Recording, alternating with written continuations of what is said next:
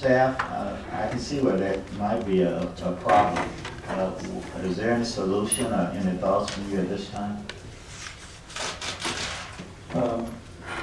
Vice Chairman Brooks, when the ordinance was written, we didn't contemplate the adjoining property. The idea was that there would be a 1,000-foot buffer from those sensitive type of land uses, churches and other land uses within the unincorporated sure.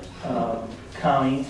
Obviously, we typically would not let an adjoining jurisdiction dictate how our ordinance is implemented, meaning that, you know, as uses go in near those borders, they may basically affect our ordinance and the way we implement our ordinance.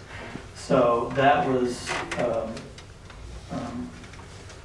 I understand his concern, but wouldn't a even though the church, as I understand, is in El Cajon, but wouldn't that 1,000-foot still be affected? It still is a church. Right, but we were when we put the ordinance together, what was contemplated was sensitive land uses within the unincorporated county. I understand. Not El Cajon. Yes, I'd like to pursue this further. Commissioner Day. So I know the area, but I'm not sure the boundary line. Is your church in the city or the county? It's in the city of El Cajon, and you walk across the street, and it's the county. It's in the city. So it's right down the middle of the road. So, I mean, we can't dictate where a facility can be located in El Cajon. Nope. But why can't our ordinance say that if there's a church in El Cajon, that facility can't be located within 1,000 feet in the county? That's still the same thing. Commissioner Day, I think the question generally is whether the county decision makers would like land uses within the city to decide what land uses can be located within the unincorporated area. The ordinance, as it's currently written, does not specify that the separation requirements apply to land uses in the adjacent cities. So this is something we could weigh in on with the recommendation of the board, because I'm pretty confident that if they were aware of this situation, they'd be concerned. They are aware of it. And I'd like for it to, if it's 1,000 feet, I'd like for it to be 1,000 feet from any of those facilities. And I understand the problem because we're going across boundaries. Commissioner Norton. My question is, as we designate it, as we map it and we designate it, we have distance requirements for other uses, adult uses, alcohol uses, those kinds of uses. But we don't draw a bubble around each church or each school. We simply say that this requirement has to be met, whatever this, it has to be in this zone, in this area, and this requirement has to be met. But we're not mapping each school, drawing a bubble of 1,000 feet around each building and then eliminating those parcels. We simply say, here are the parcels that it can happen in, and then here are the requirements that you have to meet. Is that right? Actually, Commissioner Norby, when we went ahead and established the medical marijuana, we did actually go ahead and do GIS analysis to identify those sensitive land uses. That's how those red areas were identified. And you can see the purple was actually the buffer from that yellow residential area to the north. So we did go ahead and do that. We did go ahead and go through that exercise in order to identify properties and buffers from land uses within the unincorporated county and to establish so we a did that, potential which is an incredible amount of work. But then back to the point, we didn't go beyond the unincorporated boundaries and take a look at the neighboring. That's correct. Okay, thank you.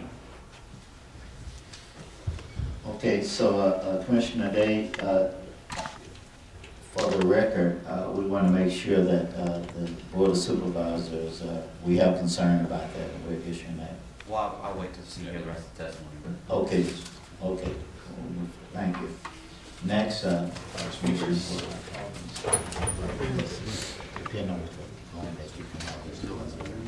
Good morning, my name is Dana Stevens, and I'm at 554 Broadway, El Cajon, 92121.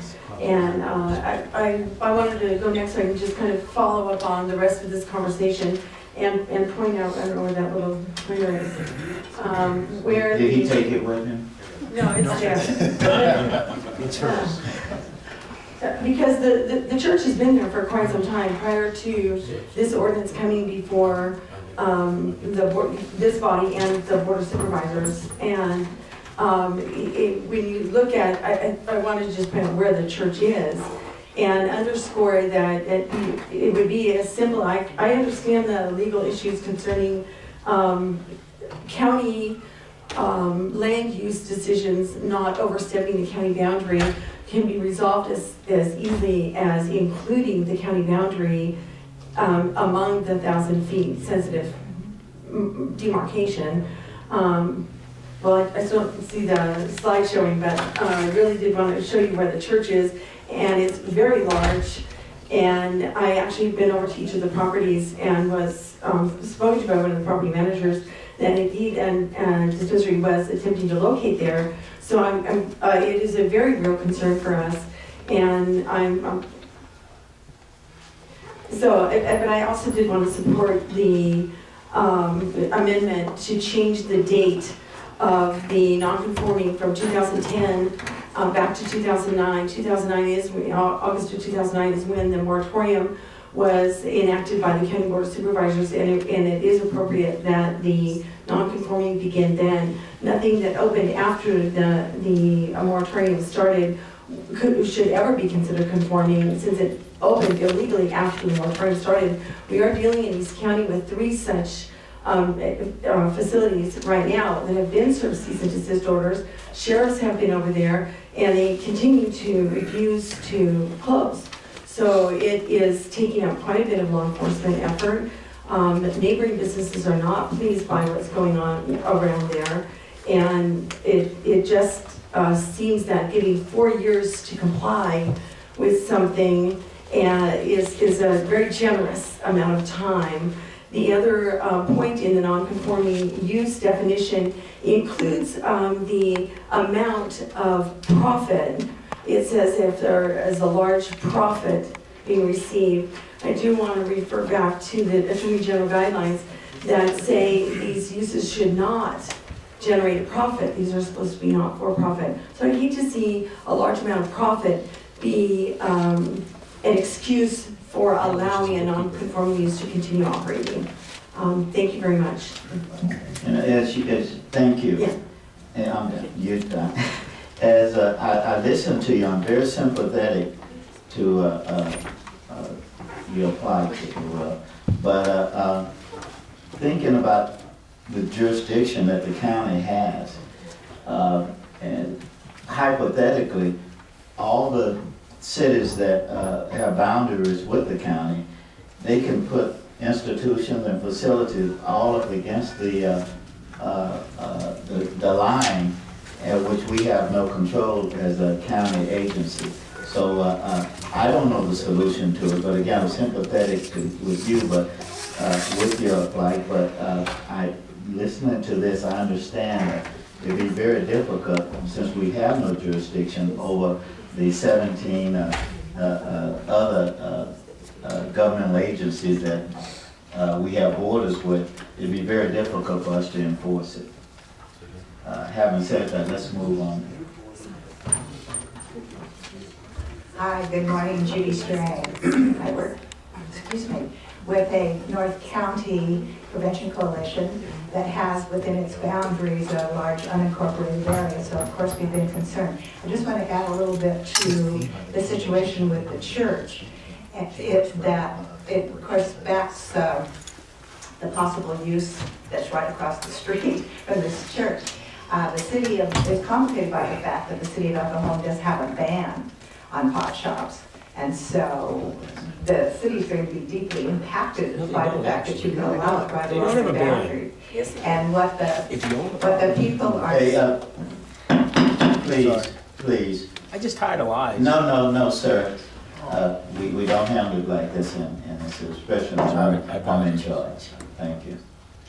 And what was being suggested is you might consider as part of the 1,000 feet buffer zone those boundaries, because you're going to bounce against cities that all have all of their own rules. Of the 17 cities, they either have bans, moratoriums as they consider bans, or they have CUPs that they feel protect them from pot shops, which happens to be the situation in our area, just for Mr. Norby, who serves our area.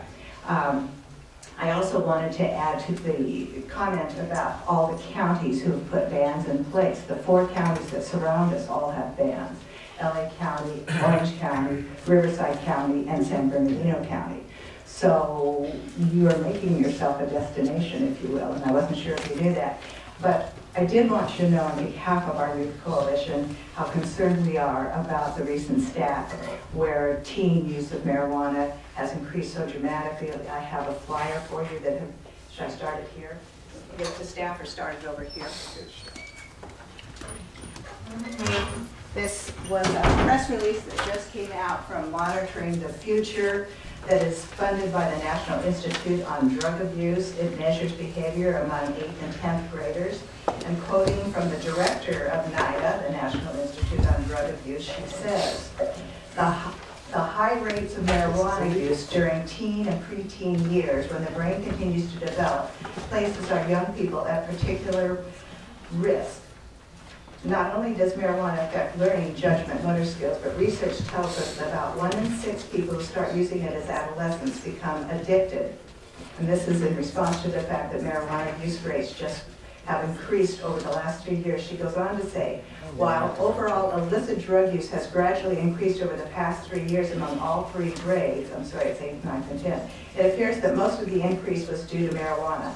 Illicit drug use other than marijuana has stalled after some years of declining. So we're seeing this marijuana use increasing among our teens, and so we are very, very concerned. And just in closing, I wanted you to see what marijuana use looks like by age distribution. And you realize we can't do anything about I that. do realize you can't do a thing about teen marijuana use, but I'd like to suggest to you that the messages we send in our community teach our children what we consider is harmful. And if you're selling marijuana in a retail setting, I would suggest that's quite a powerful message. As you will note, the graph that you're taking a look at also And we'd like for you to summarize, please. Yes, and in summarizing, you will notice that marijuana use primarily is a use that occurs among the teen and early 20s age group.